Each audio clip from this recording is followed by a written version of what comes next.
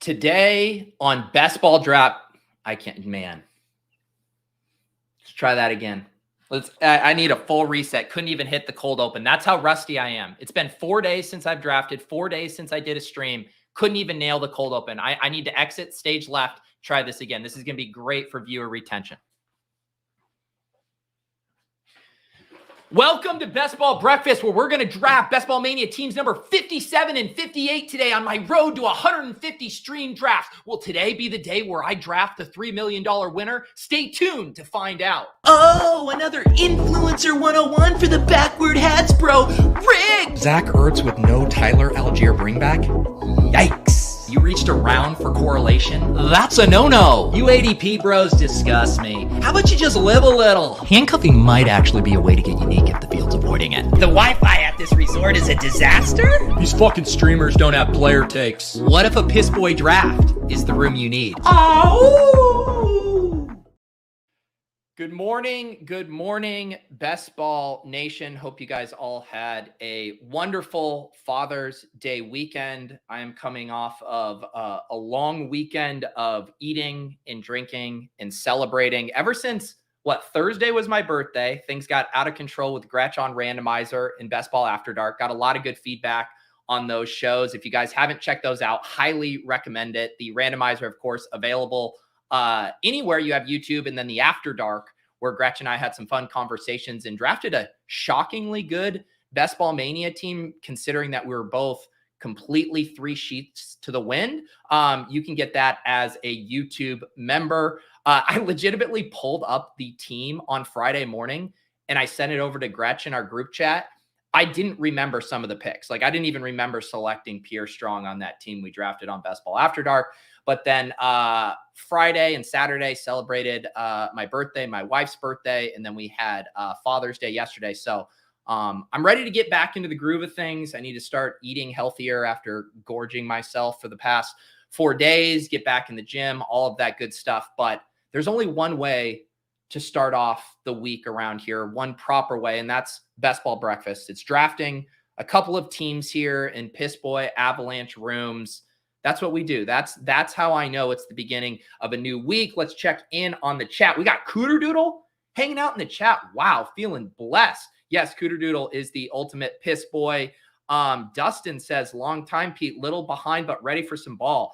It is one. I've been wondering when people were going to start kind of, coming on in. We talk about a lot of the sickos being the ones who are drafting in February and March and April and May and even June. So it's nice to see some old friends are finally this is what I want to know. Are you just so sick of seeing Best Ball streams in your YouTube For You page and your subscriptions? And you're just like, fine, I'll capitulate, Pete. If you're going to draft 1 million Best Ball teams, I'll finally come around. Or is it just like, hey, OTAs are going on. DeAndre Hopkins is in the news. Stephon Diggs is in the news. Maybe I'll start drafting some teams. If you are one of these people who are just diving in now, please let me know what compelled you to leave far more important things to come draft Best Ball teams with us. B. Kurt said, I didn't get the Best Ball Breakfast shirt I asked for my first Father's Day. Can my marriage ever recover? I'm very sorry to hear that. I know a lot of the Best Ball Breakfast tanks and shirts have made it out into the wild.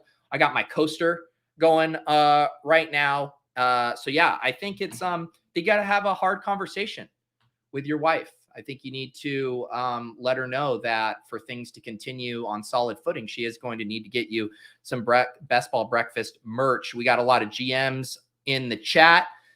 Kev doing the Lord's work, smash or even gently tap the like button. Exactly. Yeah, I will even take a gentle tap. A lot of times I ask people to smash it.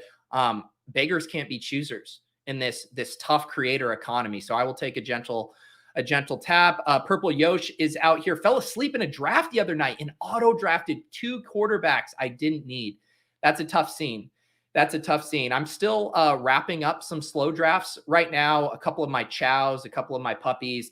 And every time I wake up, I'm always like, did I get auto drafted a pick? Or I have no clue anymore. So it's part of the, one of the casualties of being a high volume drafter, of being a slow drafter. You're going to have to sacrifice a few auto picks along the way. What is up, JGFC? JGFC and I are battling in a Bulldog slow draft right now. JGFC, that team you're drafting is wild, man. Yet you want to see someone who's not afraid to get buried by an avalanche.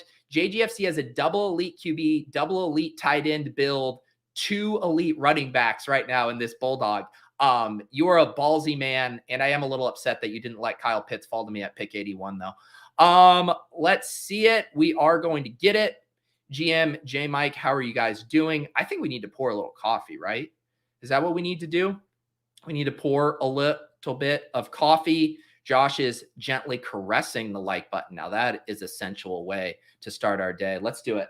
Joff went for the soft tap. I like that. Lots of you guys finding new ways to get acquainted with the like button today. Here we go.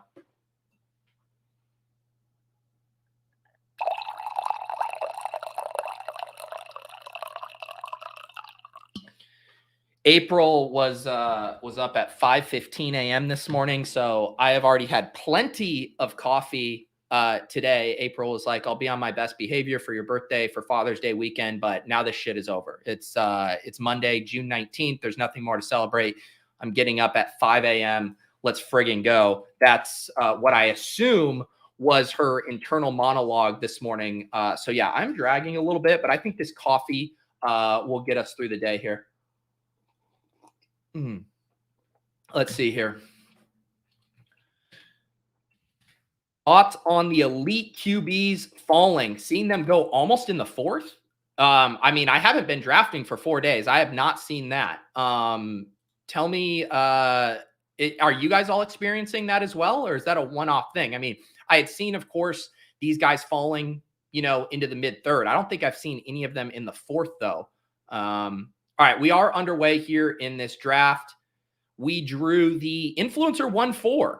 That actually feels a little bit better. It had been a lot of stream drafts where I was drafting from the back end of the room. The 110, the 111, 112 feels good to be there. Let's get the banner going. Are we settled in? Are we ready to knock off the rust here?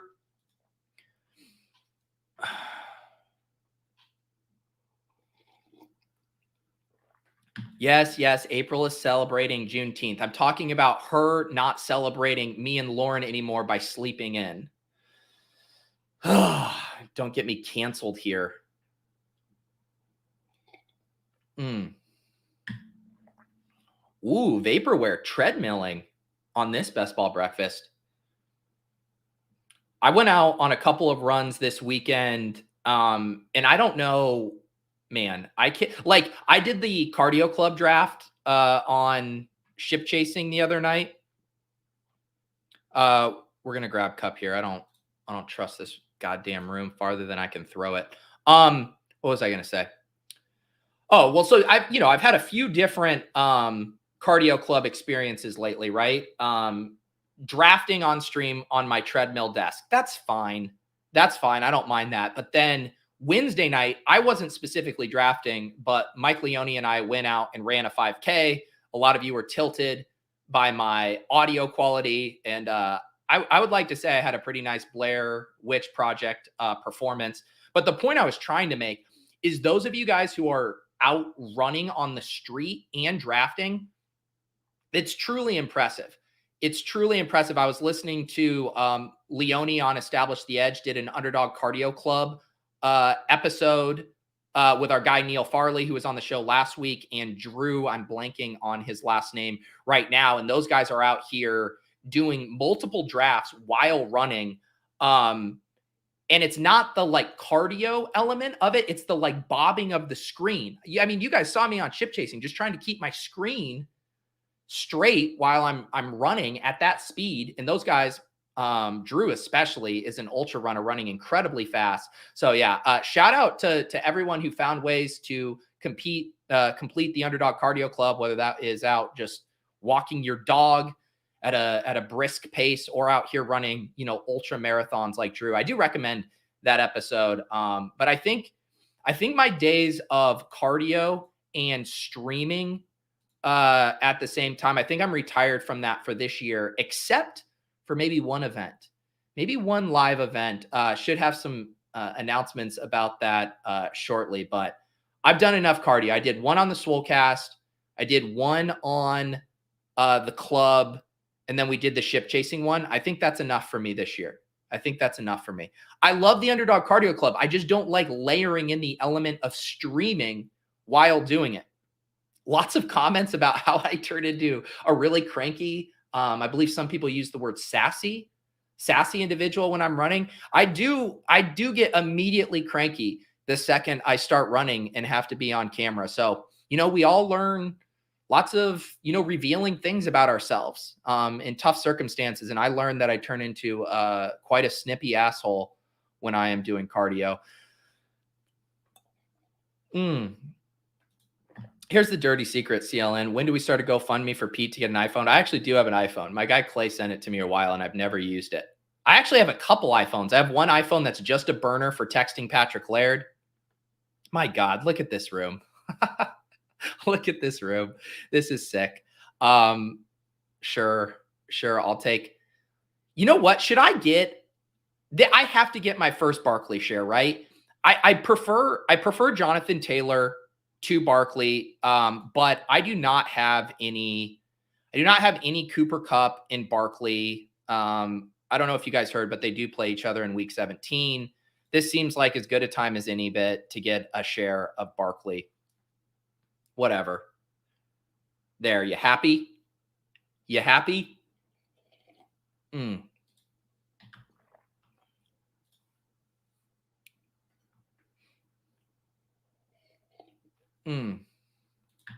Nobody nice doing cardio. I don't know. I listened to Neil and Drew talk. They seem like nice guys. James was the one who was calling me sassy. Chipsy says, I just drafted a player who isn't going to play the whole season. Man. Team Android. Thank you, Brandon. I appreciate that. Joey out here in the chat trying to push us to 100 likes. See, this is what happens when I go 4 days without drafting. You guys are telling me I could have gotten Barkley in the third. I'm such a fish. I'm such a fish. All right. There it is. I said I was going to have to knock off the rust this morning.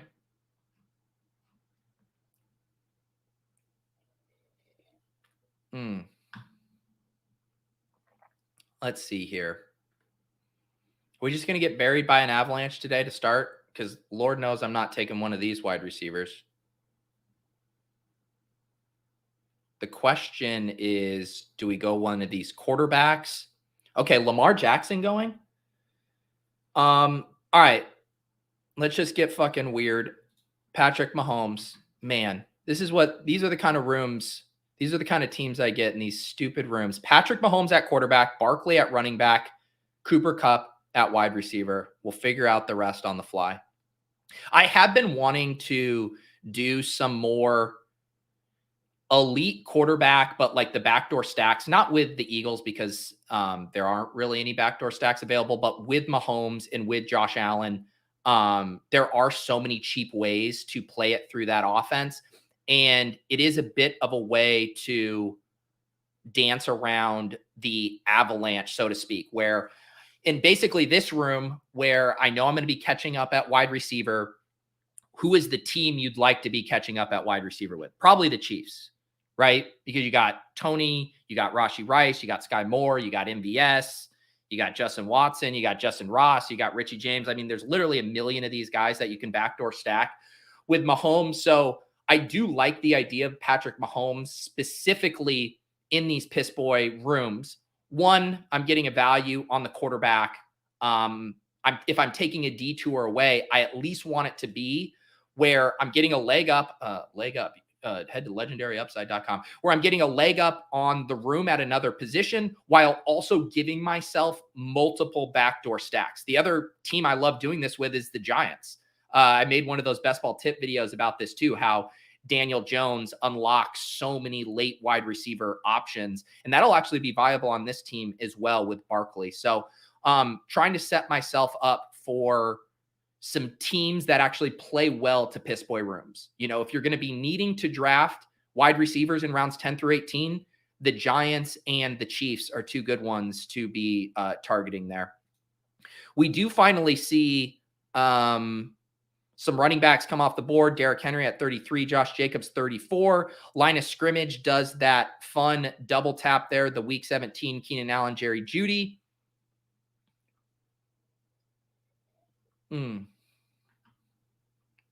Star Kindler out here getting buried with me. Sky Moore getting a lot of early buzz in camp. Shh.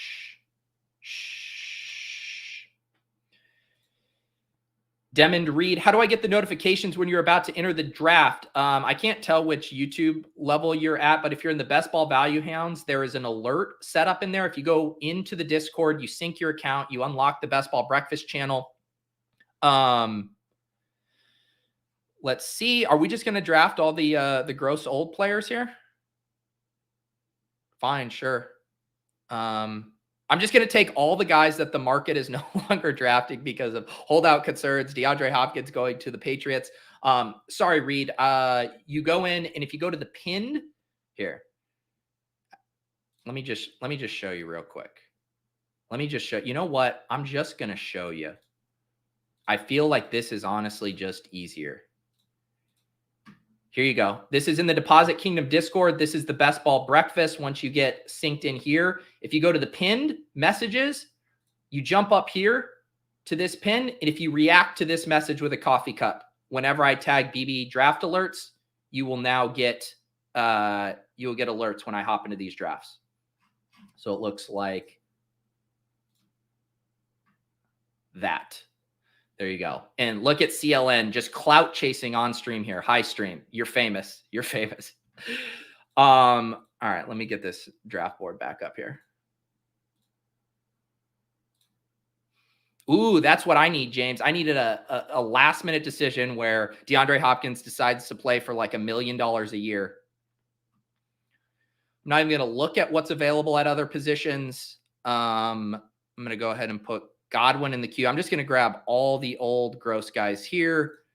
Let me see. Literally cannot justify any other non-wide receiver detour. We're going to draft this team like it's goddamn 2019. Look at this 2019 team right here. Leone would shed a tear. Patrick Mahomes, Saquon Barkley, Cooper Kupp, DeAndre Hopkins, Chris Godwin. Looks like I just dusted off a 2019 Madden game and found all the guys at the top.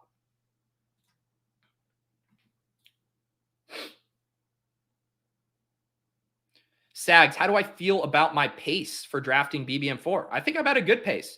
I legitimately have not crunched the numbers, but I am doing about 10 drafts a week. I know this because every time I go to update the number for when I do Best Ball Breakfast, it's almost always 10 drafts than the week previous. So I'm averaging about 10 a week right now.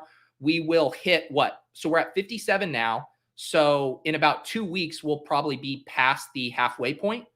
And then I'll have all of July and all of August. So I think I'm like on perfect pace, assuming Best Ball Mania finishes or locks up by the end of August.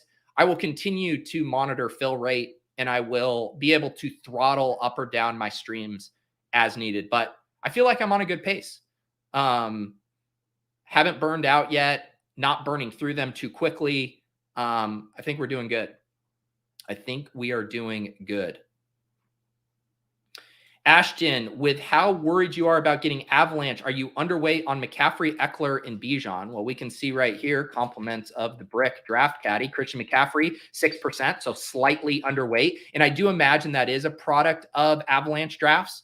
I'm guessing if I weren't streaming my drafts, I'd probably be even with the field on McCaffrey because for the most part, I am drafting the first round off of ADP, generally, just taking the best available player. But these piss boy rooms sometimes have me taking a guy like Kupp over CMC. And I do feel good about that decision relative to this room, right? Because then I got my running back in the second. Otherwise, I was going to be staring at a hyper fragile build. Let's see what I'm at on Bijan. 9.3%. So overweight, slightly Bijan. So I think we're fine there. And Eckler, 7.4%. So I feel completely fine where I'm at with those top running backs right now. Shit. This is 2023 and not 2019. Why does Underdog keep these players from 2019 in the player pool? Why don't they? I don't even know why they do that. I guess they have lots of random players in the player pool. Like they have Tim Tebow in here still. You know, I could draft Tom Brady for this team if I'd like. Do we still have Mitch Trubisky in here? I could draft Mitch Trubisky. Who's another 2019 player I could draft? Has anyone Jay Puppy is staring down the barrel of this avalanche room. He starts Bijan Robinson. He does get 2 wide receivers, Amon-Ra Amari, but then just starts ripping it in at running back again. Jahmyr Gibbs, J.K. Dobbins, Joe Mixon. Vaporware has 1 anchor running back, Derrick Henry. M. Jerky has no running backs yet. Do Your Research has 2. Okay, some of you guys starting to take running backs. This isn't full-on crazy piss right here. Am I just going to keep... Man, I do think I want to play this through... We already have a bet on Godwin. My bet on Godwin is also a bet on the Bucs. Man, I have so much Godwin and Evans. I really don't like Tony. I'd prefer to play this through the cheaper Chiefs wide receivers. All right, let's just do Evans. If we're going to draft like it's 2019, might as well take Mike Evans, right? Here we go. Here's some suggestions.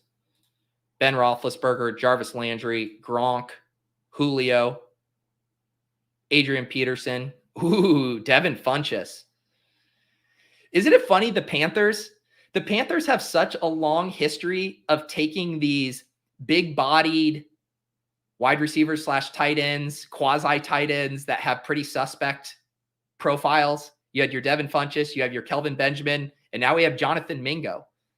Another entry into the Panthers' early wide receiver / tight end canon.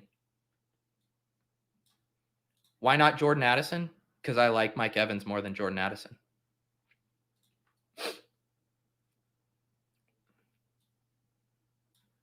The Jordan Addison prices, I have a hard time getting on Addison. I think Quentin Johnson, price adjusted, is a better pick. And then when you get Jordan Addison as close to JSN, who I think is a much better pick. And I even think with that, I'm still at least even with the field on. Yeah, 7.4%. I'll be drafting Addison about along with the field, but he is not a guy that I am going to be reaching for in drafts. Quentin Johnston goes. That would have been a fun selection for me there. Let's see. I do think I now prefer Elijah Moore to Brandon Cooks. Been trying to boost up my Elijah Moore there. All right, so we're trying to recover in this room. We got Patrick Mahomes at quarterback, Barkley at running back, and then our 5 running backs, Cooper Kupp, DeAndre Hopkins, Chris Godwin, Mike Evans, Elijah Moore at wide receiver. This is one nice thing. You know, we've talked about it a lot with the wide receiver rooms of, you know, in a normal room, you can maybe capture like a Brandon Cooks or Elijah Moore at pick 88, 89. Bateman was going there before. Now he's sliding a little bit because of the cortisone or whatever. But to Quentin Johnson, Elijah Moore here, it's basically like that wide receiver cliff in my draft rooms basically shifts up a full round, at least a half a round there. So I got kind of fortunate that I was picking at this spot, at the 4 spot, because even if I'm just like a pick or 2 later, I mean, you see the next picks that come off the board, they're all not wide receivers because this room is acknowledging that tier gap here. You got Goddard, Pacheco, Damian Pierce, Darren Waller, Cam Akers, Rashad White, and Deshaun Watson all go off the board here.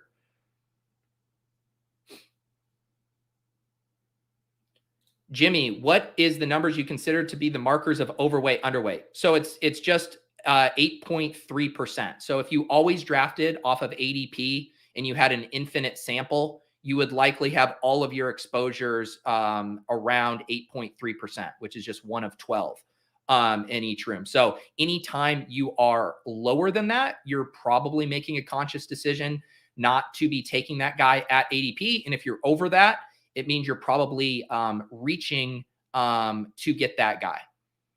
So if you're massively overweight, if you're at like 17%, like I am on Mike Evans, I'm basically saying the market is wrong on this one.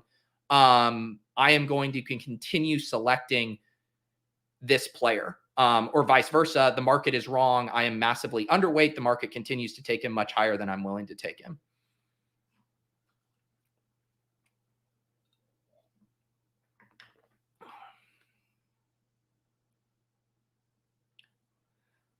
let's see. What are we going to do here?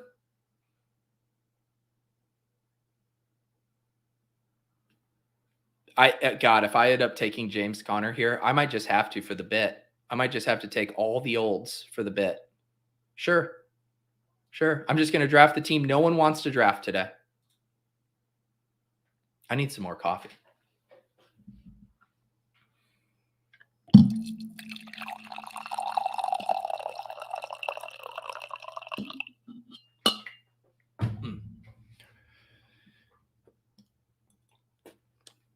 Addison has a better prospect profile than Quentin Johnston. I agree, but the upside scenarios for Quentin Johnston are just so much higher. I mean, Jordan Addison is completely capped in that offense from a target share perspective, unless Justin Jefferson gets hurt, which of course we could do that thing. But Quentin Johnston could legitimately be leading that team in targets by the end of the year. Let's see here. How do you get that overlay that shows ownership percentage in week 17? This is the Brick Draft Caddy. I have the link down below, brick75.com, and you can get the Sports HUD. And then you can basically select whatever kind of information. I have week 16 in red, week 17 in blue, and then my BBM4 exposures here in red as well. I'm going to see what I'm going to do here at pick 100. All right. Do I have any correlation with Evan Ingram? We could build out our bet with Njoku. This does feel like a tight end pick for me here. I think I'm just going to break my tie in favor of some correlation here, making a bet on the Browns. Although I do have, you know what? Let's just respect the market on this one. I have very little Evan Ingram. He basically never slides in these rooms. Also gives me some Carolina pieces I like late if I want to correlate. I don't know. I like Njoku. I had Elijah Moore. Maybe I should have just hunkered down on my 11% Njoku, but we'll take the one-time Ingram falls.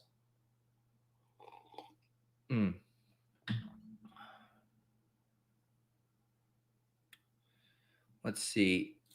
Do you double down on players you were high on that rise in ADP, or do you start to fade to even out exposures? I guess it depends on the circumstance. You know, we haven't seen like a riser yet this year that, you know, the example I always think of is the year, you know, Darrell Henderson went from a 13th round pick to a late 4th round pick when Cam Akers went down. And then I'm pretty much done packing my bags.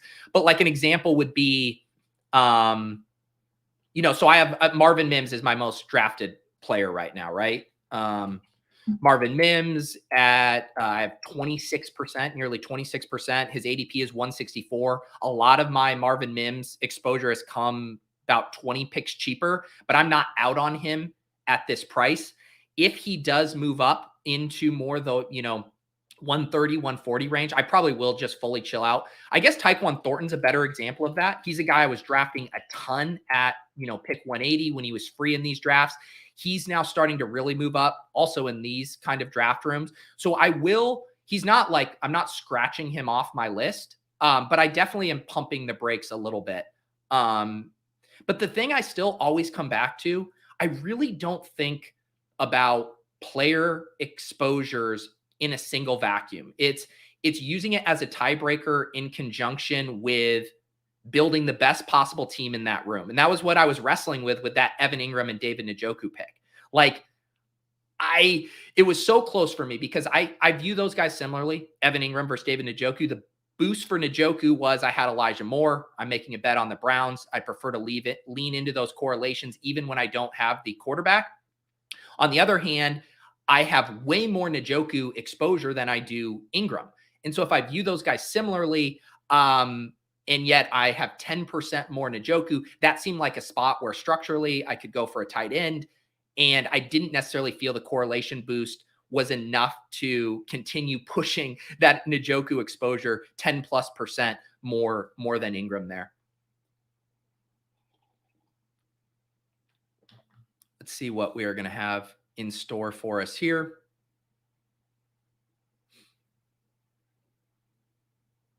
Oh no.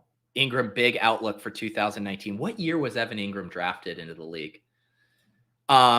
All right, I am at the clock at 117. Let's set it up. We said we were going to need a lot of wide receiver options late in this room. Let's go ahead and grab Daniel Jones and be done at quarterback.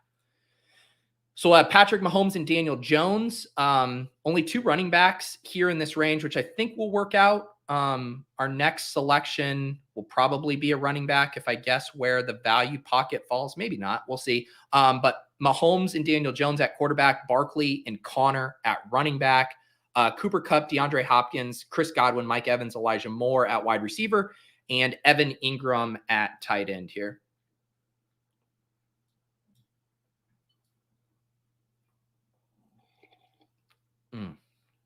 Wow, Holly calling the shot. Plus, you already have 2 Browns with Hopkins and Elijah Moore. I legitimately was not on Twitter at all over the weekend. Were there any more rumors or reporting about where Hopkins was going to go? When I last logged off, it was the Patriots were basically trying to hold him hostage at Foxborough. But have there been any actual reporting or any other, I don't know, betting market movements that would indicate where he is going to go?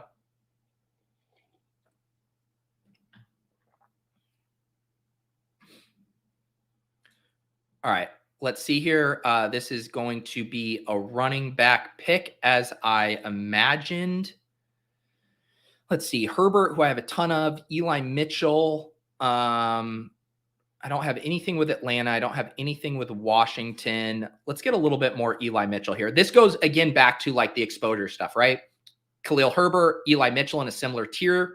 I have way more Herbert than I do Mitchell. Going to use that little exposure bump to break the tie in favor of Eli Mitchell there. So the team now through 11 rounds, a 2-3-5-1 build.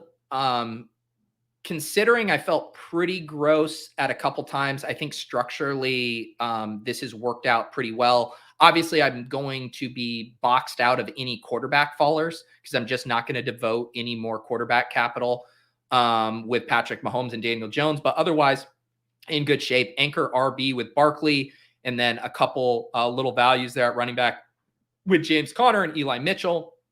And then my dusty old wide receiver room, Cooper Kupp, DeAndre Hopkins, Chris Godwin, Mike Evans, Elijah Moore, tight end Evan Ingram. So decent flexibility here outside of quarterback to make the best selections down the home stretch here.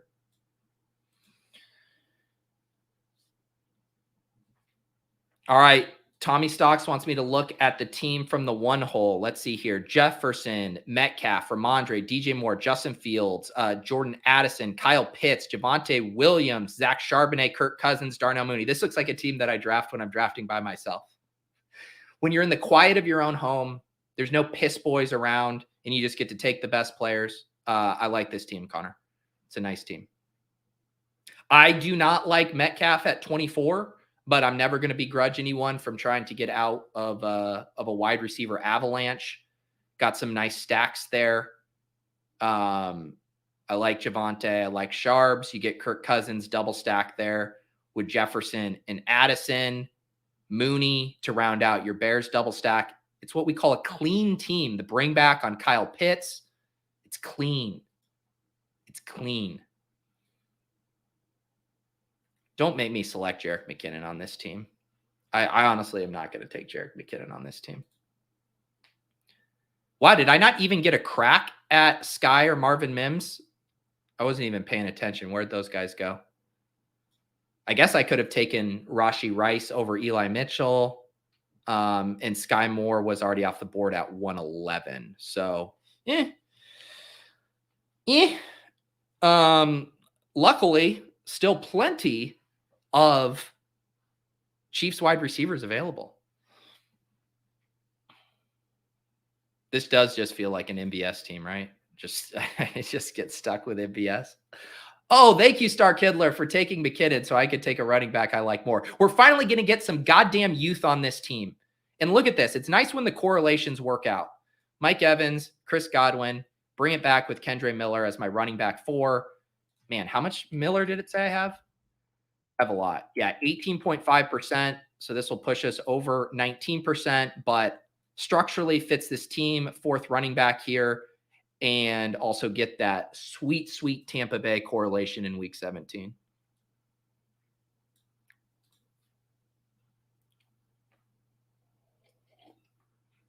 Oh, wow. I know. Who was it? Was it Clay? So who was I drafting with recently that took Noah Gray as their last pick? I think it was Clay. I really hope you guys are right because I have been scooping up this DeAndre Hopkins discount. I was not on him at like the 3-4 turn. I remember some drafts I did with Pat. He was a little more open to him, and so I got a little bit exposure there. But I've been getting my DeAndre Hopkins exposure now.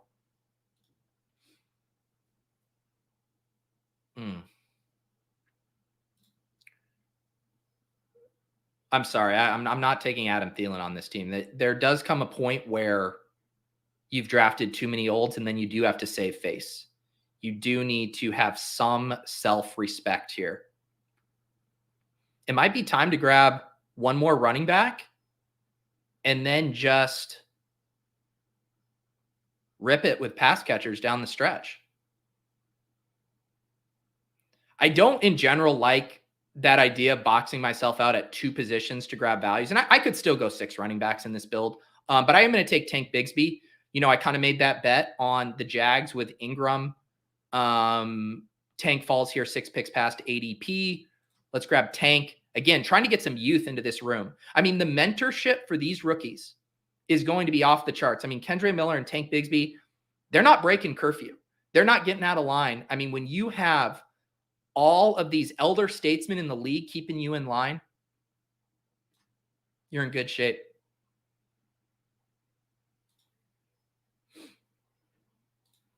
Soccer Dave would pick Thielen. Would he? I feel like Soccer Dave, it's a testament to Soccer Dave's erratic drafting style that I really don't. Or is your joke he would have timed out and taken Thielen? Okay, now I get it. I was going to say that Soccer Dave drafts so erratically that I legitimately don't know what he's going to do on the clock. But he did promise us in a couple of months on DraftKings he would be an elite drafter. So I'm excited to watch that transformation unfold. Mr. I have some Noah Gray when I feel good about my running backs wide receiver. Kelsey getting older doesn't feel like a bad final pick. Noah Gray feels like a pick you do if you're Dan Zach and you're doing 5 tight end builds. That's like, hey, if I'm doing 5, if I've drafted 5 of these fuckers, Noah Gray starts to look real good.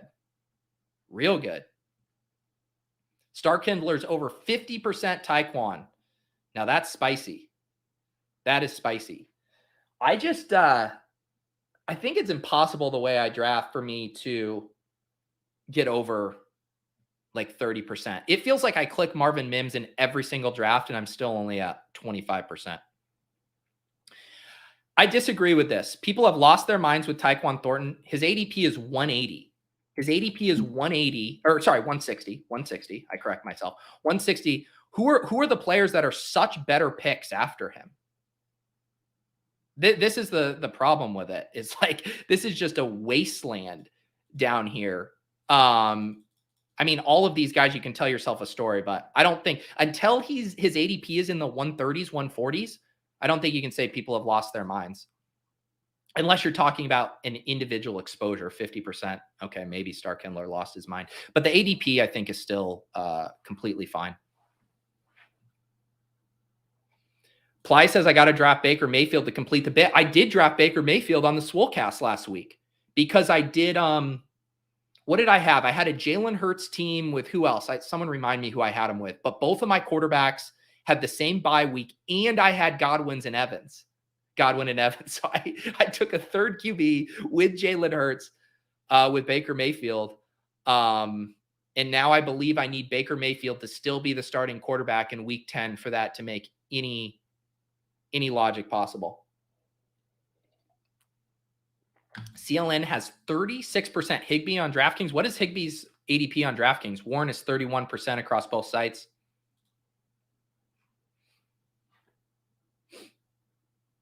All right, what do we got going here? I lose MVS.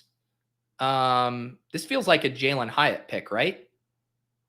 I do really like Wan'Dale Robinson. But if we're going to try to get some youth in here and we draft Daniel Jones, I think taking Jalen Hyatt makes sense here. So we're at a 2-5-6-1 build. Patrick Mahomes, Daniel Jones. We got Mahomes still unstacked. We're going to have to work on that. Daniel Jones, we have paired with Barkley and the rookie Jalen Hyatt. The rest of our running backs, James Conner, Eli Mitchell, Kendre Miller, Tank Bigsby. Our wide receivers, Cooper Kupp on that Week 17 bring back. Hopkins, Godwin, Evans, Elijah Moore, Jalen Hyatt, Evan Ingram. Really just looking at wide receivers and tight ends now. Look, let's see. The tight end stuff here. Taysom Hill could make sense on this team. Looking at any other correlation. I don't have to force a tight end selection here. I could definitely play it late with multiple other ones.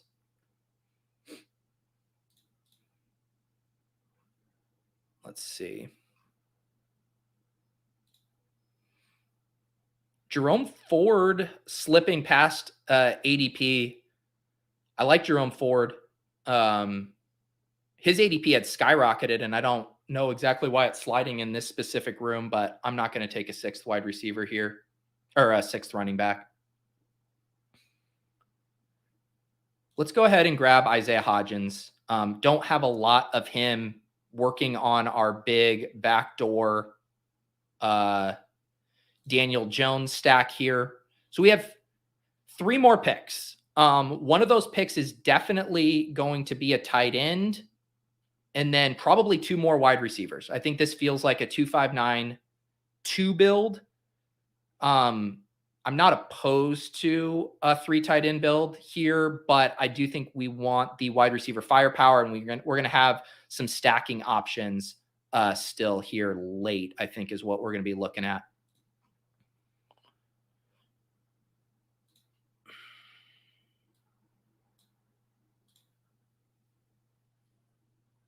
RSP says Hodgins for the Giants seems like the best wide receiver in that range. Only guy in that team with his skill set and size.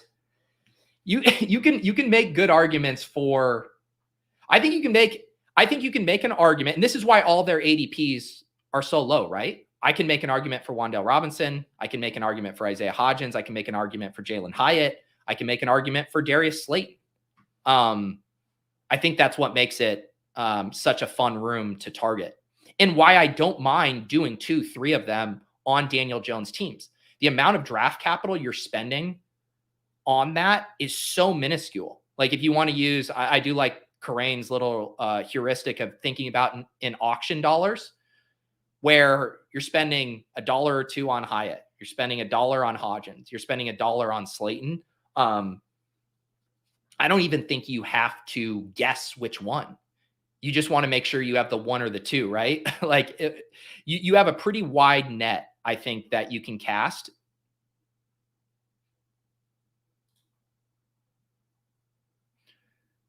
Hyatt ran with the 3rd team in OTAs. Yeah. I mean, I don't know. I never read into this stuff. It's like, of course, the rookie who just joined the team is not going to be running ahead of veterans like Hodgins and Slayton who have been in the league forever. Being on Thornton and Hopkins, possibly in New England, does that boost up Mac Jones for you? Like just in my overall exposures, or like if I draft both of those guys together? I'm at 3.7% Mac Jones. I think the way I've been playing the Patriots, if I get boxed out at quarterback and I have a Thornton or whatever, I'm definitely tacking on or willing to tack on Mac Jones. But I think for the most part, I'm just willing to play them through the skill position players that aren't the quarterback. I'm perfectly fine having a Gesicki and Thornton stack without Mac Jones.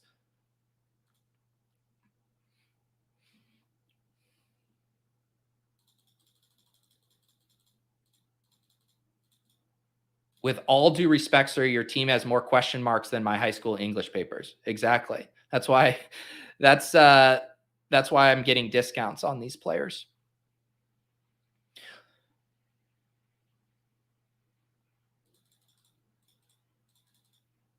I know I keep everyone really hyping up Paris Campbell here. I need to figure out where my tight end selection is going to come from. My second tight end selection.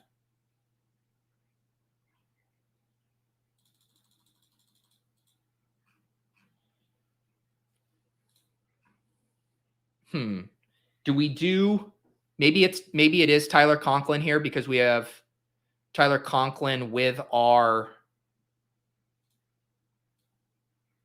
Browns bring back here.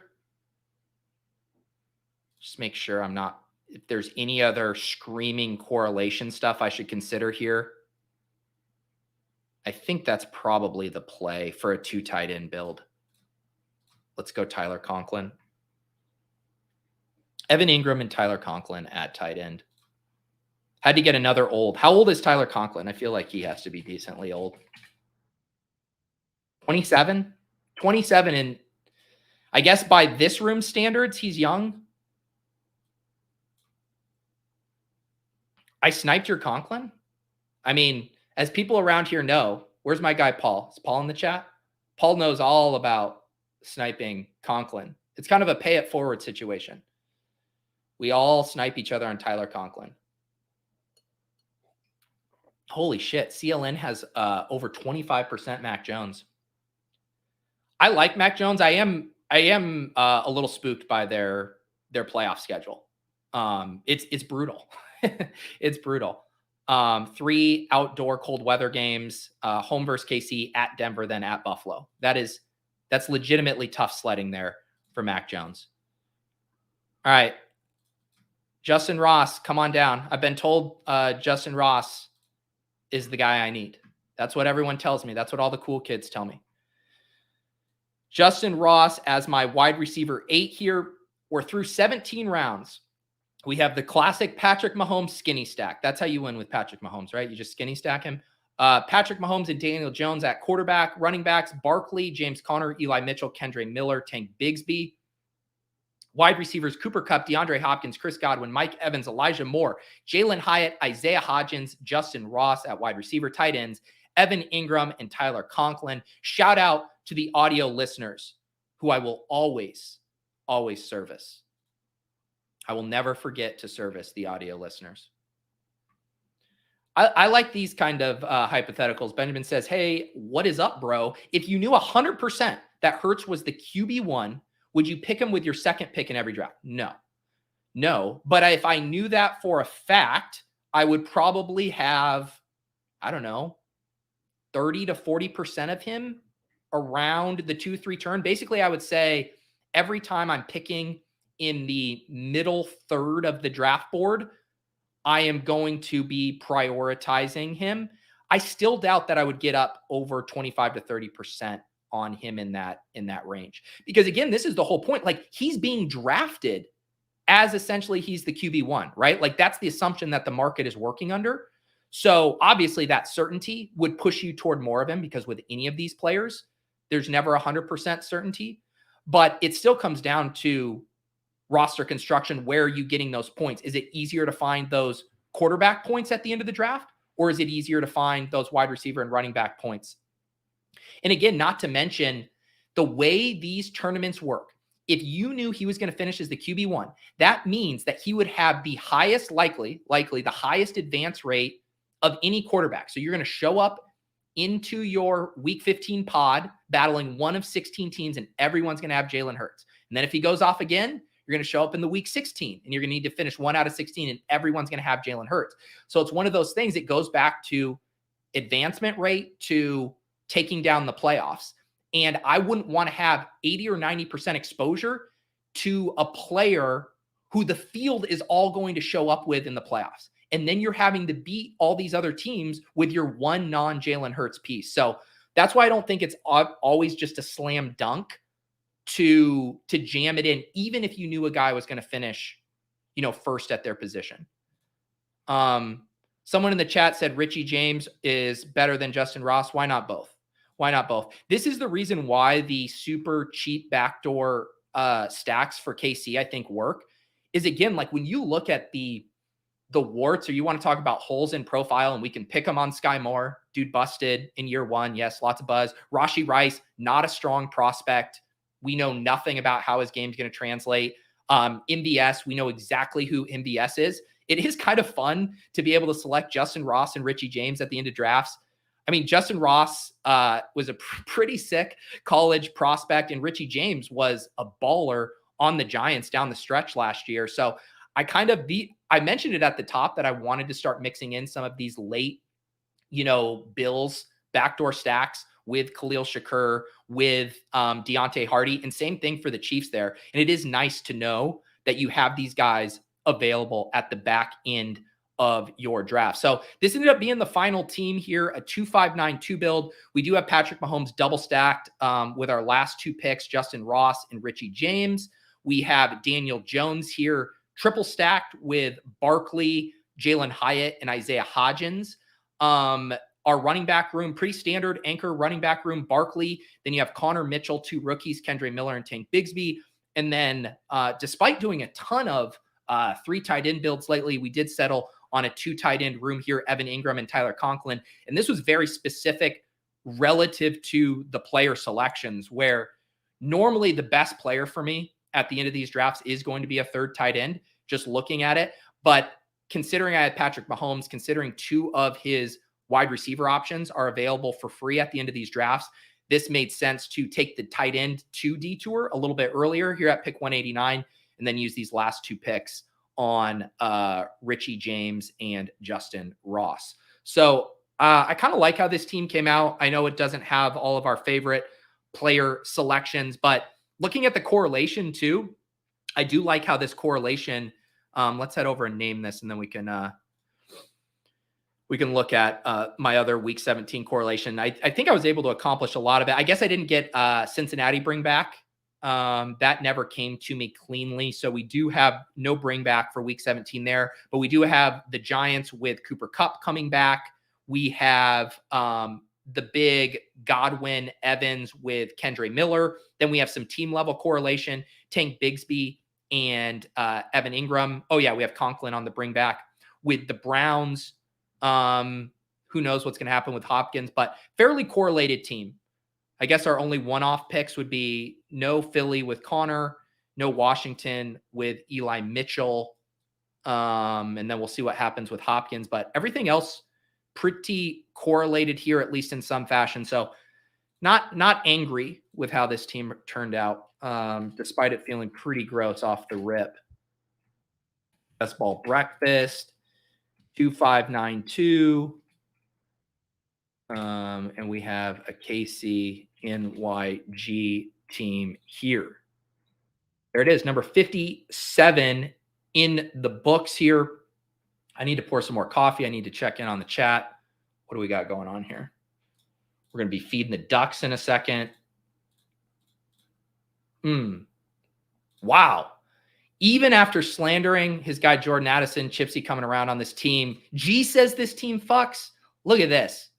2 of my favorites in the deposit kingdom liking this team. Now we're feeling better. By the way, speaking of Best Ball After Darks, Chris G did a draft with him a couple weeks ago. Chris G, longtime member of the Deposit Kingdom, did a Best Ball After Dark with him, a man who wasn't afraid to stare down the barrel of a wide receiver avalanche. Shout out to G.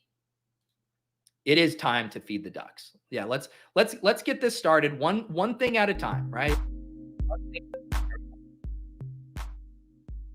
I also want to, again, remind you guys about our partnership with the Best Ball Data Bowl and with Fantasy Data Pros. You know, the past couple of weeks, I've had a couple of guests come on and talk. Neil Farley talking last week, and starting to see some submissions trickle in for the Best Ball Data Bowl. Also knowing a few of you guys have been signing up for the Fantasy Data Pros course. You can, of course, get 25% off with that course with promo code Pete. This will teach you how to use coding scripts like Python, specifically for fantasy football. Their courses are tailored directly to fantasy football. They also have it for fantasy baseball, some other sports, but I know most of you guys are interested in the football space. And if you're interested in getting in there, slicing and dicing up this data, testing out your own hypotheses and seeing what you come up with, highly recommend the course. And then you can parlay that into a submission for the Best Ball Data Bowl which we are hosting along with our friends at Fantasy Data Pros.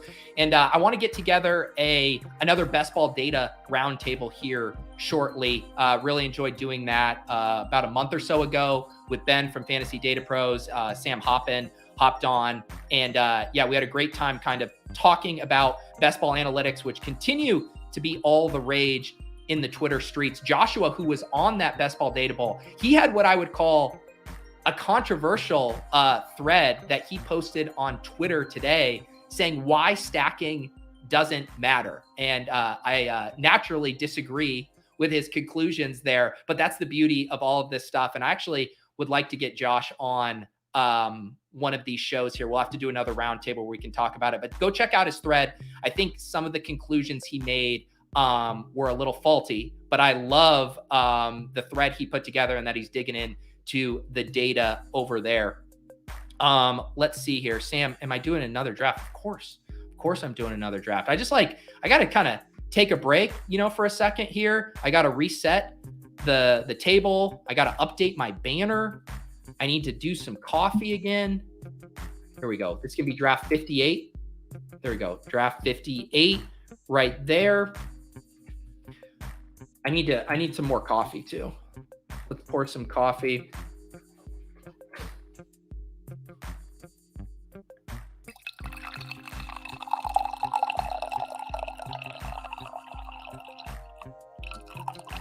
Ooh, we got to keep a little in the holster. Just got to keep a little bit in the holster for later. All right.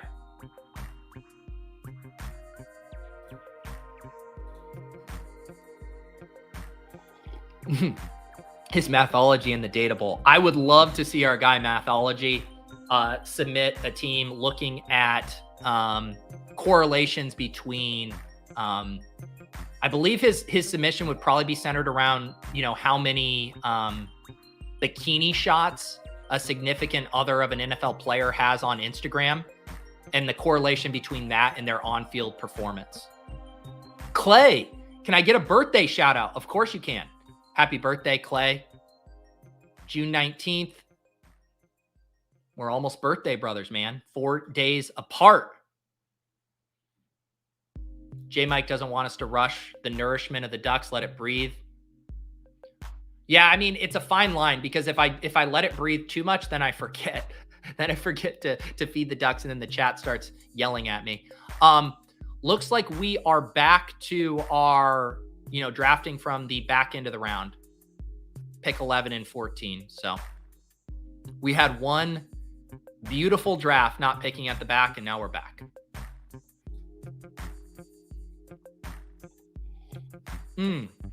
Always feels good to give KZ a 10 of 10 pour. Neil, the interlude is an imperative part of the BBB experience. Yeah, I believe next week, Lou Dog is going to hop on. Lou's been taking the course at Fantasy Data Pros. He's going to hop on, talk a little bit about his experience. Maybe he's got some charts for us to share. Yeah, and I want to do another best ball roundtable. I'll sync up with you, Neil.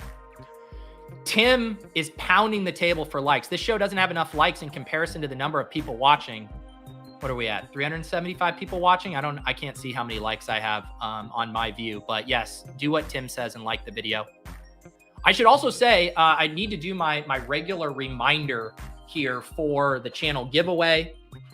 We are now less than 1,100 subs away from our goal, 15K subs.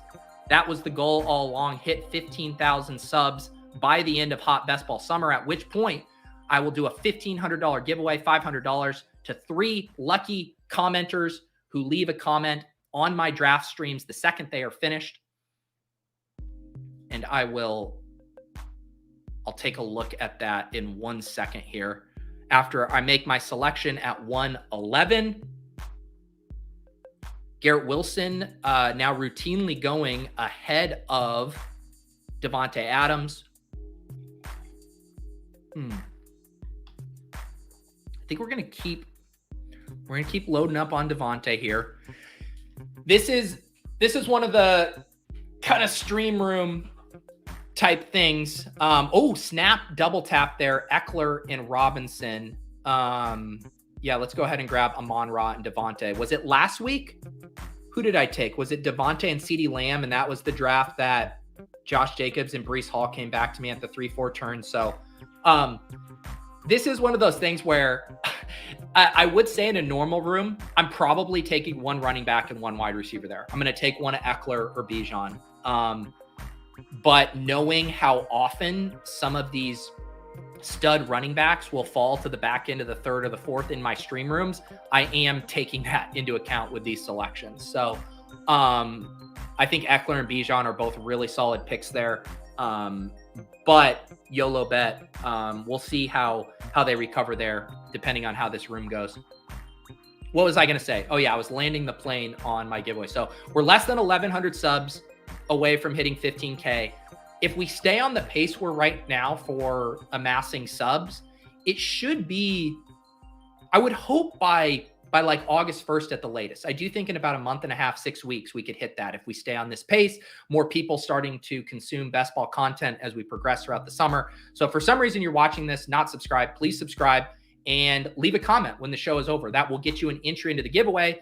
And longtime viewers know the way this giveaway works is every time you leave a comment on one of my draft streams, that's one entry. So you can amass a lot of entries by leaving individual comments on each draft stream. You might be saying, how the hell am I going to find all of your drafts? Well, you're in luck because I meticulously curate a playlist on my homepage of the YouTube. It says Pete's 150 stream drafts.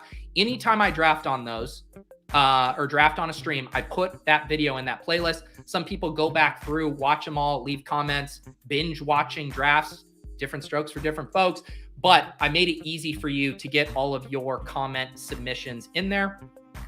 And then the little hack for YouTube members, because I do draft on Best Ball After Dark, those are only available for YouTube members. So that's one way to boost your chances in the giveaway. If you're a YouTube member, you're going to have access to extra entries via the Best Ball After Dark comment section and all kinds of other stuff you guys get with the Best Ball Value Hounds YouTube membership. You get tipped off to the drafts.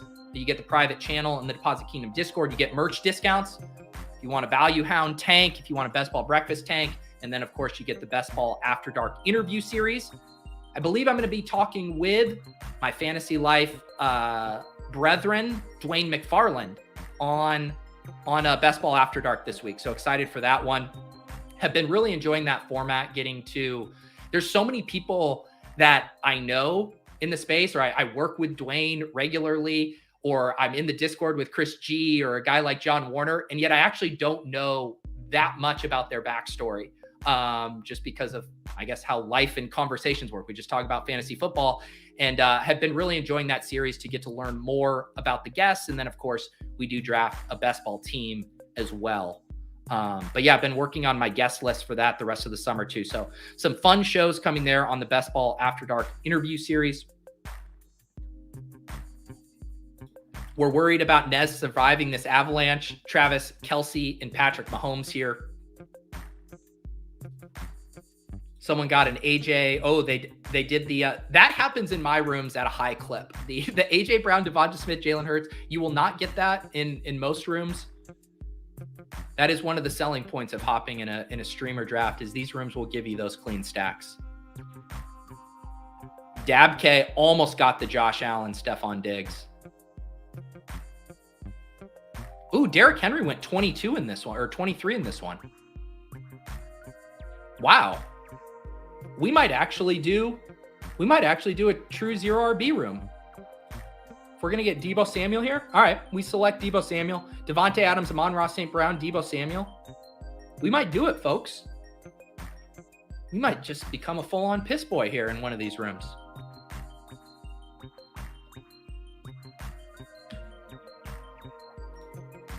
Nez doesn't know what an avalanche is.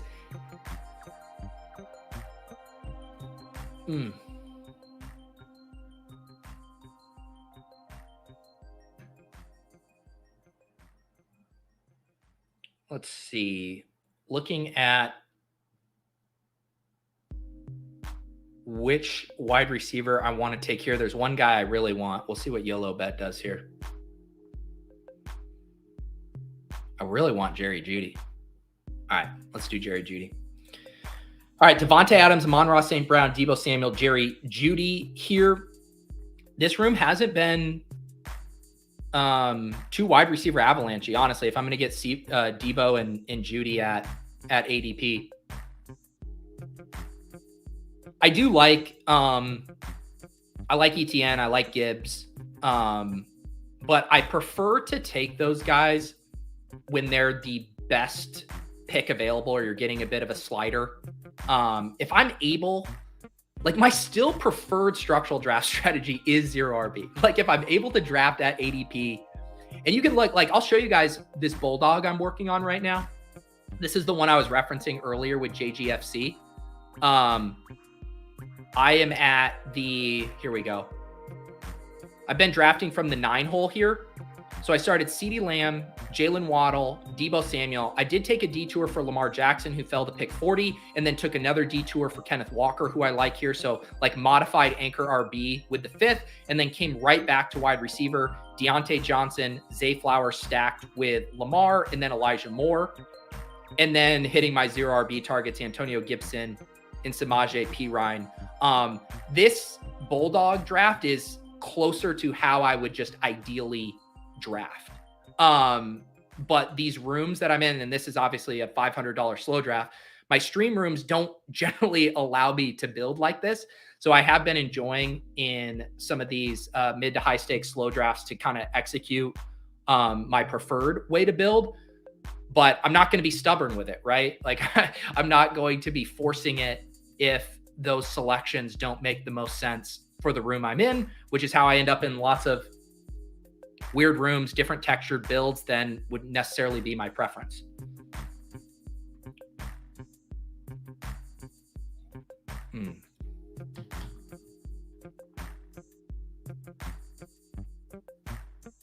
Let's see. Brian referencing the new Best Ball Hub at Fantasy Life, entirely free Best Ball Hub where you can download the CSV from Underdog and review your exposures, your game stacks, your teammate combos. It doesn't look like my exposure on the hub lines up with my exposure on Underdog. Am I doing something wrong?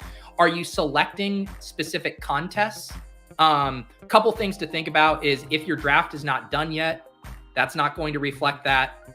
If you're on Underdog, the default exposure is going to show you across your entire portfolio.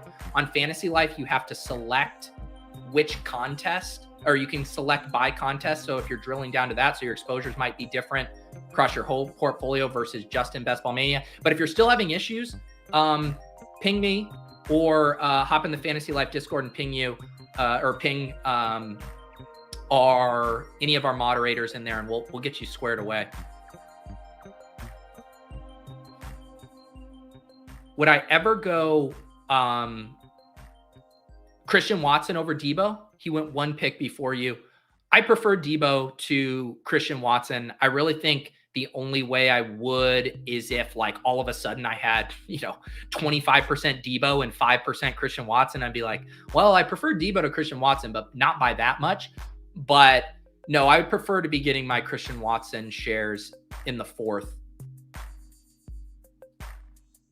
Did someone just say Jahan Dotson went already?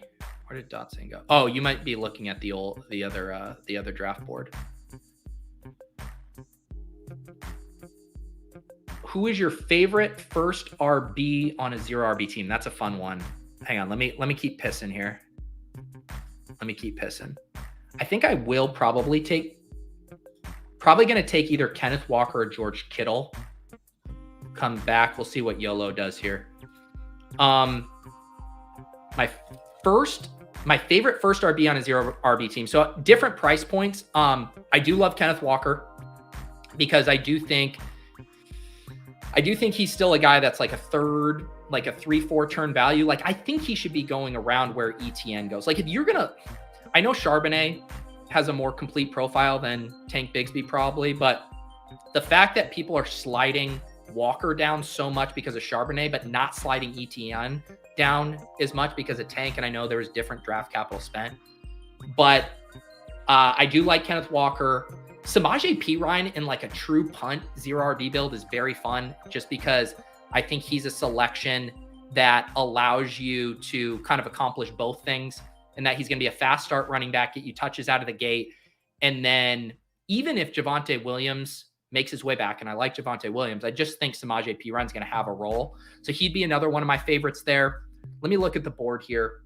So that would be one for like the 10th round and one for the 5th round. And then if you split it here in the 7th, I do like this, like Akers, Swift, Dameon Pierce. Dameon Pierce is a guy I like, but just, man, I'm constantly getting buried by wide receiver here and just almost always having to select a wide receiver. But I like these three as well for your first running back in a 0 RB build. Dab, are you Zay over Bateman or just for Bulldog with easier advancement? So when I took that pick, it was right when the news about Bateman had come out, and it was looking a little bit more dire at the time. And because their ADPs are so close now, I'm just going to use that like slight information tiebreaker to not take on any additional Bateman injury risk.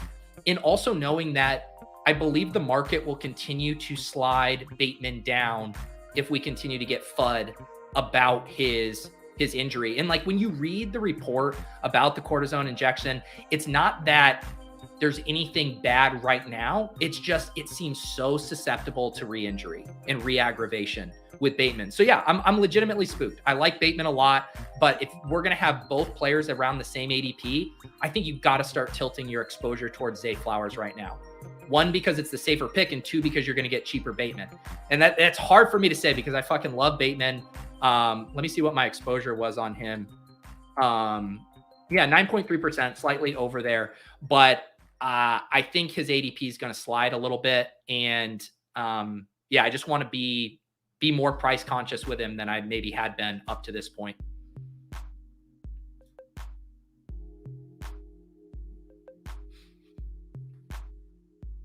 Najee went at 55 in the overflow. Nice. James says, Swift is my favorite on a 0 RB team. Yeah, Swift is fun too, for sure. Look at you. Okay, maybe the quarterbacks are falling. Who was it? Someone at the top of the show said some of these QBs are starting to fall to the 4th. Josh Allen at 312. I'm with Ross. I have no idea why George Kittle is falling. The whole thing about, and I think Pat said this on ADP chasing, which by the way is happening here in about 45 minutes on the Ship Chasing channel. For those of you guys not familiar, Pat Carrain, Davis Maddox, Sam Sherman, and I believe guest Dricko, who you guys will remember from Stat Chasing and from RotoViz. He's going to be on today. They cover the ADP landscape on Underdog. But anyways, I believe on last week's episode, Pat was talking about this dynamic too, where as we get a little bit more confirmation that Purdy's going to be ready, that Purdy's going to be the guy, I mean, these Niners players should be creeping up. George Kittle specifically. I mean, Brock Purdy is the nuts for George Kittle. Like, that's who you want. I think at first, if there was uncertainty, like Trey Lance would be most likely bad for George Kittle, especially compared to Brock Purdy. So I understand why the market was kind of middling that uncertainty. But as we start to get more and more certainty on it, I don't know why George Kittle's price isn't moving up. I really don't know why.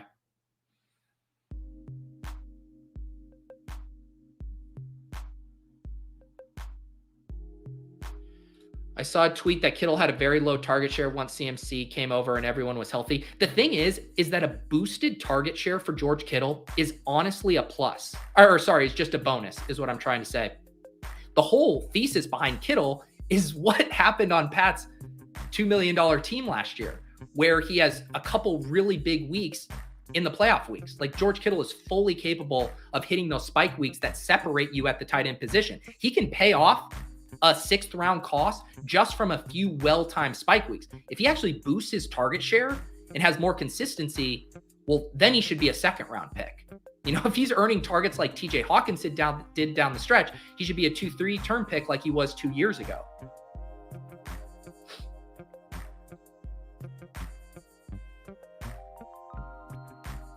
Easy says Josh Allen cheaper than last year seems dumb. Yeah, I agree. I've had to manually dot QBs a lot and they still grade out ahead of ADP for me. Yeah, like I said, I mean, like the team I just drafted. All right, we were just talking about, sorry, I'm all over the place here. Yeah, let's grab DeAndre Swift here as our first running back. Man, Josh Allen, and if you think too, and I wonder if Chad's sheet from the Badge Bros looking at the combinations, like what percentage of Josh Allen and here we go. We're just going to keep doing our, sorry guys, I'm trying to make a pick and try to land some thoughts here. What percentage of Josh Allen teams also have Stephon Diggs? What percentage of Patrick Mahomes teams also have Travis Kelce? My guess is that the amount of teams that are just truly backdoor stacking with those guys is very low. And someone was talking about, maybe it was on ADP Chasing, talking about why Dalton Kincaid's ADP has stayed where it has when there's just a bunch of us touts going on me like, this ADP is crazy. It doesn't make any sense other than Liam drafting him in every draft. But I do think one of the reasons is because the Josh Allen drafter, even in same with like Kadarius Toney, I think that's actually a good parallel across Chiefs and Bills, is if you miss out on Kelce or Diggs with that premium quarterback, you start to get an itchy trigger finger. And the second there lines up a potential stack for you, one of the first possible stacks, you pull the trigger on it. And I do think that's what's keeping a Kadarius Toney and a Dalton Kincaid where they are, even though they have very suspect profiles and the range of outcomes or the likelihood of them smashing their ADP is probably relatively low. But I do think it's just an element of the stacker starts to get twitchy. And so my thought too, with the Allen really late stacks or the Mahomes really late stacks, is that is probably going to be relatively unique because you have so many chances along the way to double stack a guy like Mahomes that I think drafters just get trigger fingers before that, probably reach slightly. And the amount of Mahomes teams that just have two really late guys, or the amount of Allen teams that just have Deontay Hardy or Khalil Shakur and Dawson Knox, I think are probably really low. And it's now maybe one of my favorite ways to play that, because you're basically offsetting the risk of like Diggs, Gabe Davis, Dalton Kincaid, getting it super cheap. Same with the Mahomes stuff. You're offsetting the risk of like, damn, I need to be really right with Kadarius Toney at that price. You don't have to be incredibly right with Justin Ross and Richie James. You just have to have one of them hit and you're fine at that cost.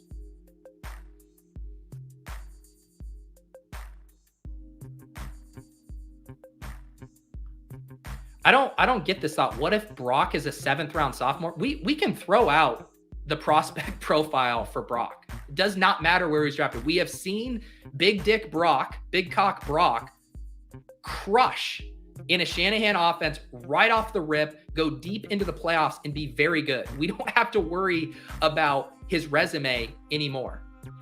It's like saying like, why are we taking Tom Brady 3 years ago? You know, he's a 7th round pick. It's like, no. Like what he does on the field is far more important than what his draft capital suggests.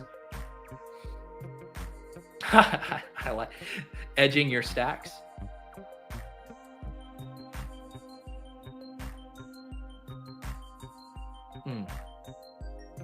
Okay, John answering my question. Yeah, almost 38%. And again, small sample size stuff, whatever, but I think we can glean a lot from it. Almost 38% of stacks have Josh Allen Diggs. Can someone tell me, John, can you pull up for me then what like Allen with one of Diggs, Gabe Davis, or Kincaid is? I bet that's getting close to like 80 or 90%. All right, we're about to pick on the clock at 107. I've not been looking at the board here. Should probably start to figure out what I'm going to do.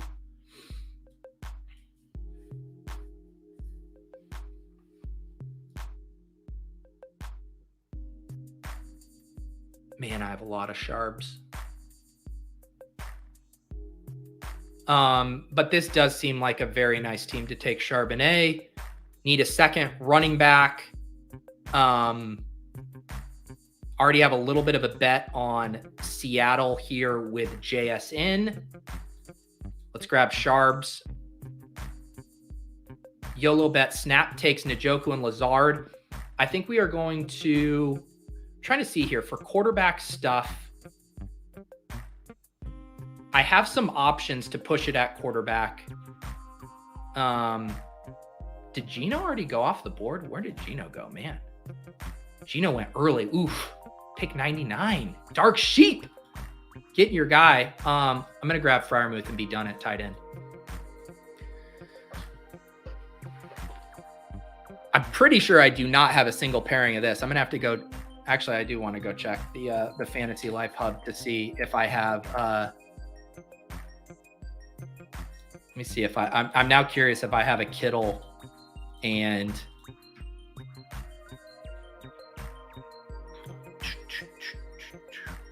All right, so let's look in Best Ball Mania. So this is the Fantasy Life Hub. All you need is just a free account to log in. Then you can search George Kittle. And let me just see my individual exposures on those guys. But let's see. Kittle and Freiermuth. I'm curious if I've drafted these guys on a team yet. No, this is my first team here where I've drafted them. Have not drafted these guys together. So that's fun. That's fun. In these builds, I just have been generally not doing two elite quarterbacks or tight ends. But those are two of my favorite selections. So getting them on the same team together seems fun. Also gives me another out to a quarterback because I do not have a quarterback yet. Geno Smith gone. So Jared Goff still around for Amon-Ra. Purdy available with Debo and Kittle. Russell Wilson available with Judy. And then Kenny Pickett opens up with Freiermuth. So now have some options to a late 3 quarterback build here that I think will work out fairly well. Does the Fantasy Life Hub is just for Underdog. Hang on, I got to catch up with John was giving me some stuff. J.A. Diggs Davis, 11%. J.A. Diggs Kincaid, 8%. I guess I was trying to ask, can you show me like the combined percentage that someone has Josh Allen with at least one of Diggs, Kincaid, or Davis?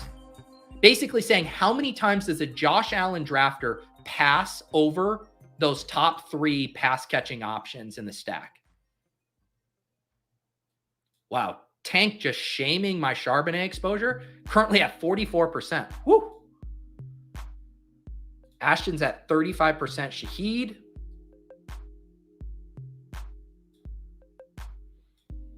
Circling back to Kittle, agrees undervalued, but ETR way below ADP on him. Think they have Pitts ahead of him. I think, Pitts and Kittle are similar bets. Kittle has a much better offense and a better quarterback going for him. I think Pitts still has the chance to probably earn a higher target share than Kittle, just necessarily based on how many options the Niners offense has there at their disposal. But to me, both Pitts and Kittle are spike week chasing plays at the tight end position.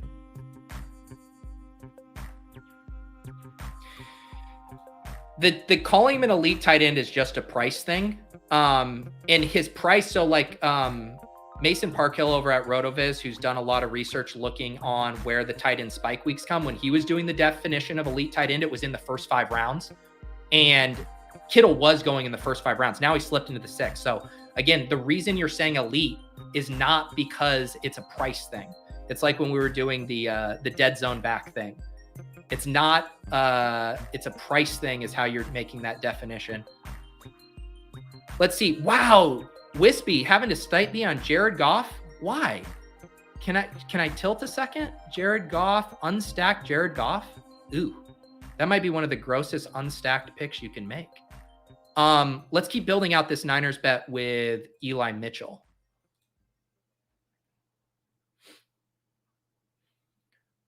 Eli Mitchell, back-to-back drafts with Eli Mitchell. The Eli Mitchell draft. Oh, yeah, Chipsy, yeah, for sure. I guess I consider I need to be careful with my language. 2 tight end build. I rarely do those 2 together. But yes, Freiermuth is not an elite tight end. But I will say the reason I like Freiermuth is because he feels like one of, if you take the tight ends going after Waller, who I think could realistically finish top 5 at the position, Freiermuth is one of just like a few guys that I actually could see doing that. Let's go ahead and grab Russ stacked with Jerry Jeudy. I don't want to get too boxed out at quarterback, and this will be a 3-quarterback build most likely anyways. So for the audio listeners, through 12 here, Russell Wilson, DeAndre Swift, Zach Charbonnet, Eli Mitchell. For our running backs, our wide receivers, Devontae Adams, Amon-Ra St. Brown, Deebo Samuel, Jerry Jeudy, JSN, Zay Flowers, tight end, George Kittle, and Pat Freiermuth. I like this team. No more tight ends for me though. We can tab off of that. All right, let's see here. What's the one player that you feel you're currently too low on exposure-wise and makes you nervous about it? I made a video about this. I've been trying to boost my Waller exposure. I'm only at 3.7%.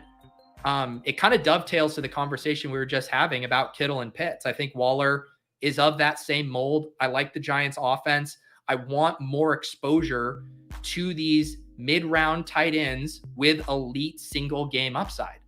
And that's definitely Darren Waller. And the fact that he's the cheapest of the Pitts, of the Goddard, of the Kittle range, and that I'm only at 3.7% doesn't feel good to me, just the way I like to draft. I know why it's happening. His ADP is 81.9. When you go and look at all of the wide receivers, this is right at the end of that tier. Quentin Johnston's often going there. Both of the Ravens wide receivers who we just talked about are going there. Brandon Cooks, all of these guys. Gabe Davis often goes in that range. And so because I've been so cognizant of getting buried at wide receiver, I haven't been clicking him. In the same way I haven't been clicking a lot of Dameon Pierce in that range, even though I like Pierce. So it's been more of a structural thing, but I do want to boost up my Darren Waller exposure.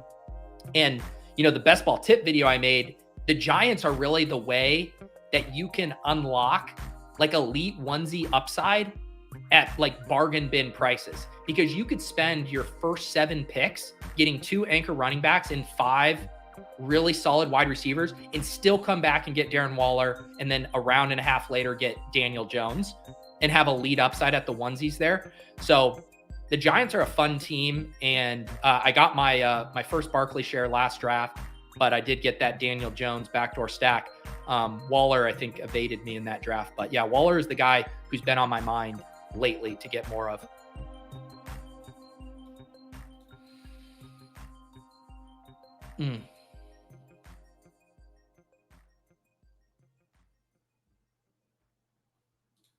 I have not seen a Bellinger OTA photo. Is he going like full quadzilla? Is that what's happening? Someone DM me this Bellinger photo I need to see.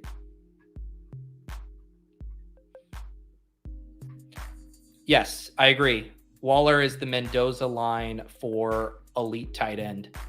And his price, we talk a lot about the quarterback prices dropping. I mean, Waller was a faller in ADP range. Wasn't he like mid to late 70s for a lot of the opening part of BBM? And now he's kind of slid back down. What's his ADP now? 81. Yeah, I'm pretty sure he's at least slid about a half a round to where he opened up at.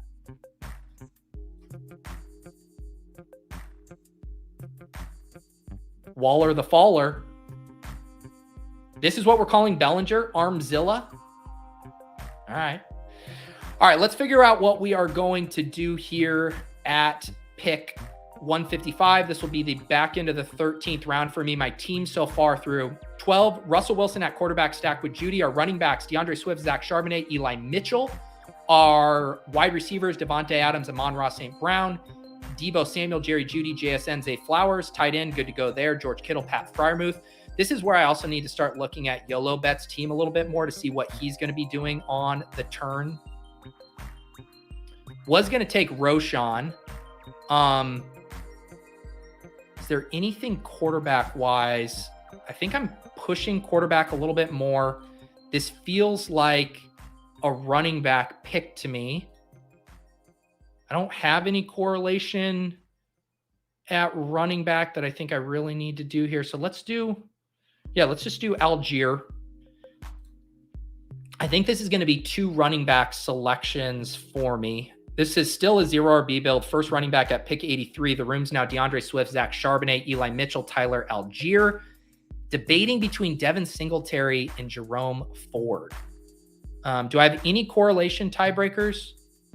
No Jets, no Tennessee. I have the exact same percentage of both of these guys. Man,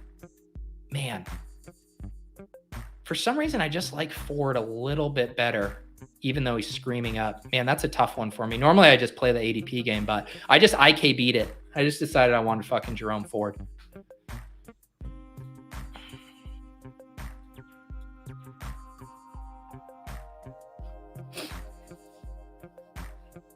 Did someone send me this? Oh, okay. Thank you, Nick. We got shout out producer Nick today. Let me pull this up. Although this is okay. Here we go. Here it is. This is the reason why Darren Waller's ADP is falling, because of this photo of Bellinger. I'm not even saying he's not yoked to the nines. I mean, he definitely is. But this feels like pretty standard tight end bro physique. Like, this isn't Quadzilla level where you're like, holy shit, that is like 99.9th percentile quads on this entire planet. This just looks like a dude who plays tight end in the NFL. But trust me, I mean, I'm down to get thirsty over these guys too.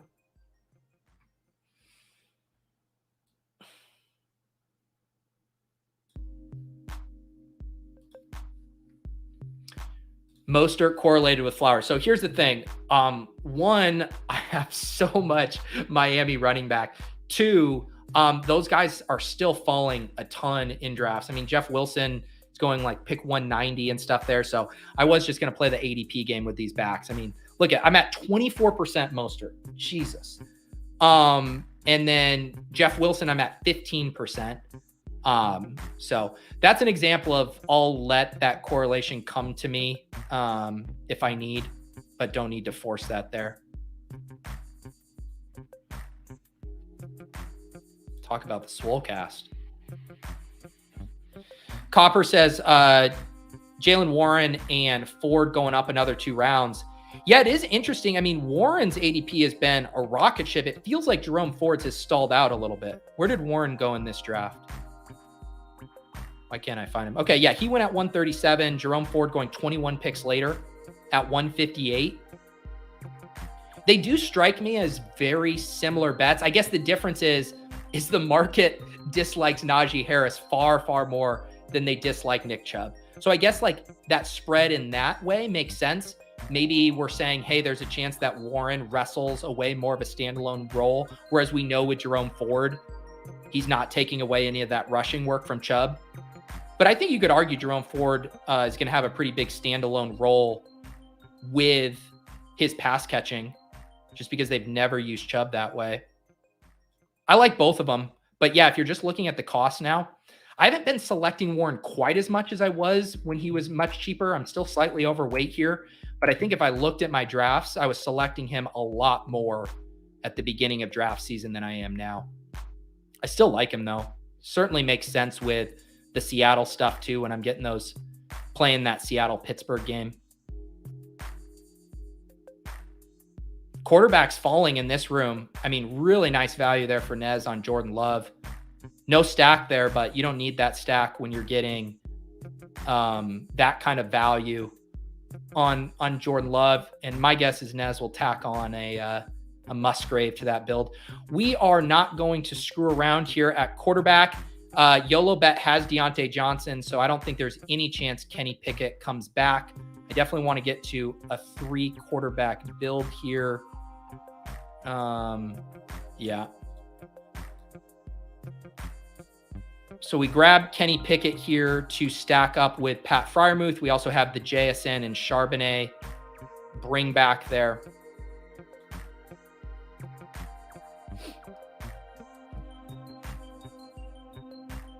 Uh-oh, what did Davis say about Najee? Is Davis in on Najee? All right, and I think we don't screw around here and we take Brock Purdy. We take Brock Purdy and we're done at quarterback. I mean, I'm not messing around with this. We got Deebo Samuel, we got George Kittle. We bring Brock on down, and then we are done at quarterback. Fun 3 quarterback build. So we got Russell Wilson stacked up with Judy. No Chargers bring back yet. We got Kenny Pickett stacked up with Freiermuth with the JSN Sharps bring back. And then we got Brock Purdy triple stacked in a way, although I don't know how many passes Eli Mitchell's going to catch, with Eli Mitchell, Deebo Samuel, and George Kittle. No Washington bringbacks yet. I don't know. Davis's takes are all over the place. Davis like positions himself as a 0 RB bro, and every single time I look at one of his teams on Twitter, he has a 6th RB when he does not need a 6th RB. This guy sneakily loves running back. So if Davis was all of a sudden in on Najee, I wouldn't even be that surprised.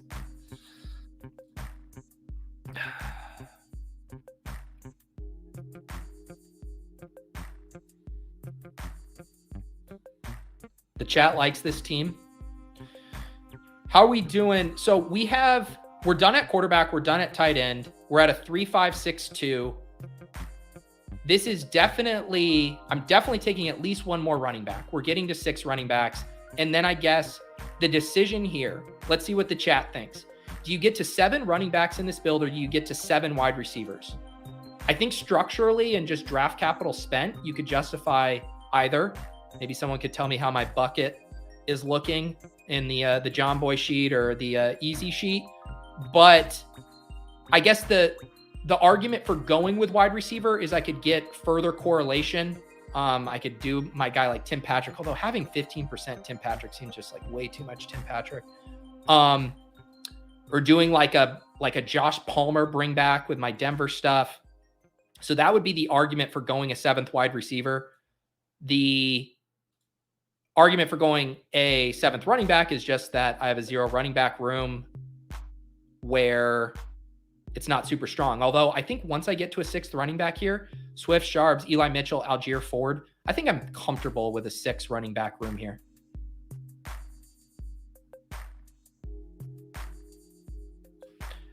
It honestly is a disgusting amount of Tim Patrick. Can I transfer my sub to my other YouTube account? I feel like it should have my name out there on my player takes.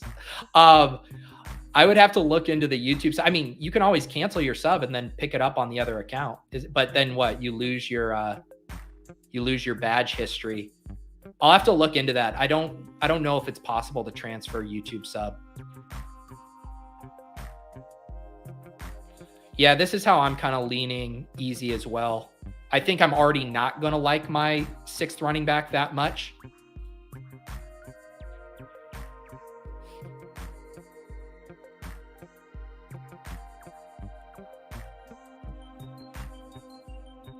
I don't need any more Giants. Certainly don't need Jawan Jennings.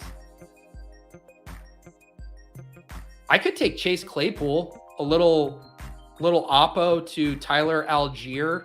I do like Claypool a lot. He kind of falls into that bucket too with the field stuff in playing that offense, stacking more expensively. I kind of like Claypool.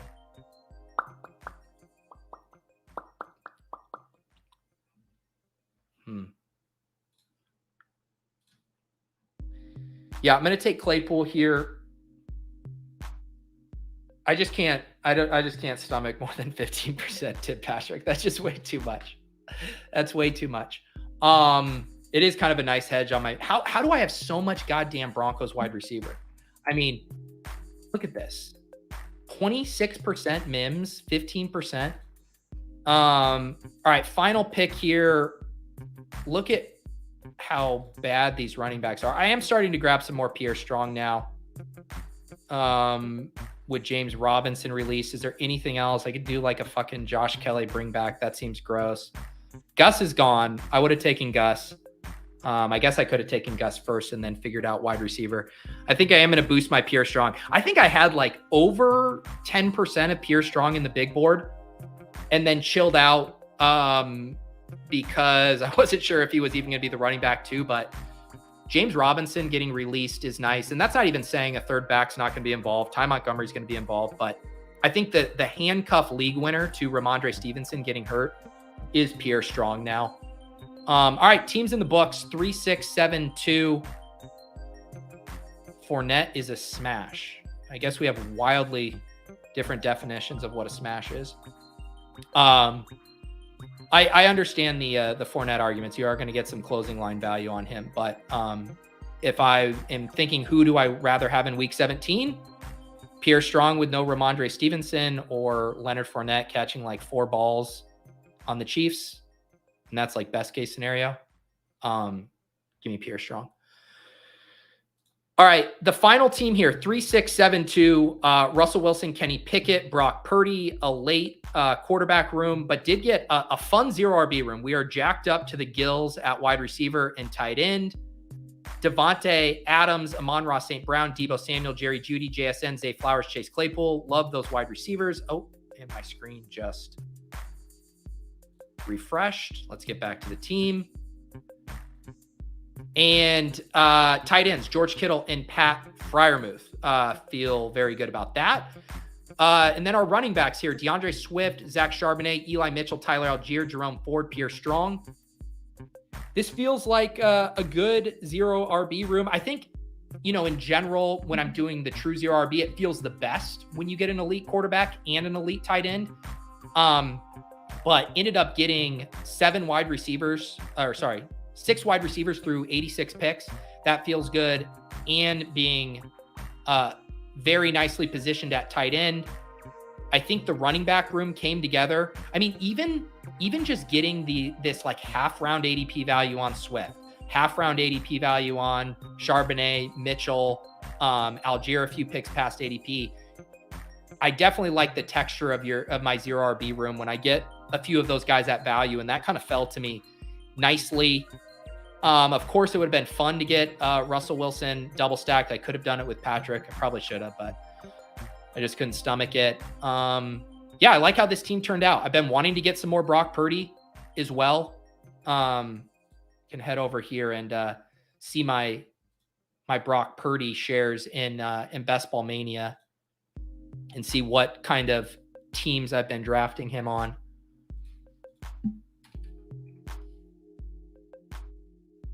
Brock Purdy's ADP is going to be moving up here shortly, but man, yeah, I have not drafted enough Brock Purdy.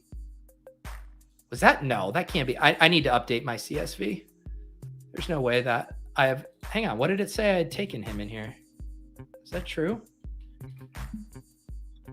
Wait, was that my first Brock Purdy share in Best Ball Mania? That doesn't seem right. How is that right? Uh-oh.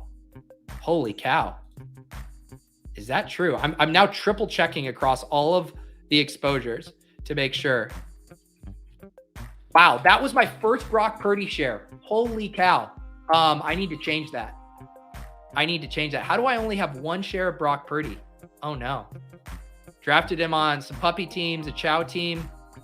Uh-oh. All right, guys, my mission this week is to get more Brock Purdy, apparently. I need to get more Brock Purdy. Nino, welcome to becoming a YouTube member. By the way, for when you guys become YouTube members, if you aren't in the Deposit Kingdom Discord, when you head in there is the FAQ that shows you how to sync your account. You basically sync your YouTube and Discord account, and then that will unlock the private Discord channel. Then you can get the draft alerts. And if you're a YouTube member, you don't need to do anything as far as the Best Ball After Dark series. Those will just now show up in your feed there. How many Lance shares? I don't have much Lance either. I mean, I took Tannehill over Lance the other night. Let's see here on my I have 1 Best Ball Mania team. This is the other thing I like about the Fantasy Life Hub is you can click on the specific team. So this was a team. Let's see. Okay, so this is a George Kittle, Ayuk team that had Trey Lance, 3 quarterback build, Jordan Love, Bryce Young, Trey Lance. Fun team though. Tony Pollard, Ramondre, Akers, AJ Dillon, Jalen Warren. Back in the good old days where you could get Jalen Warren at 162, Cooper Kupp, Christian Watson, Ayuk. This is how you get such high Evans exposure. You're taking him at pick 79. Ooh, I took Juju. What was I doing? Jonathan Mingo, Jaden Reed, Terrace Marshall, George Kittle, Hunter Henry. So I do have one Trey Lance team. Easy shaming me with my only 1% Brock Purdy. All right. As I said, guys, over here in the next 15 minutes, ADP chasing will be kicking off. They'll be going through the latest movements on Underdog as far as ADP. Highly recommend checking that out. I'll be back tomorrow at 10 a.m. Eastern for a splash play doubleheader with Spags. And I think that's it. Appreciate you guys hanging out. Make sure you guys are subscribed and gently tapping or caressing or whatever you guys are doing with the like button these days. Always enjoy hanging out with you here. Check out the Fantasy Life Best Ball Hub, completely free. Go poke around and reveal that you only have 1% Brock Purdy as that bombshell revelation for me there. Someone remind me next time on stream, I need to draft more Brock Purdy. Fun drafts though this morning. Hope you guys all have a wonderful week. We will catch you guys over at ADP Chasing at noon, and then I'll see you guys tomorrow at 10 a.m. for a splash play doubleheader versus Spags.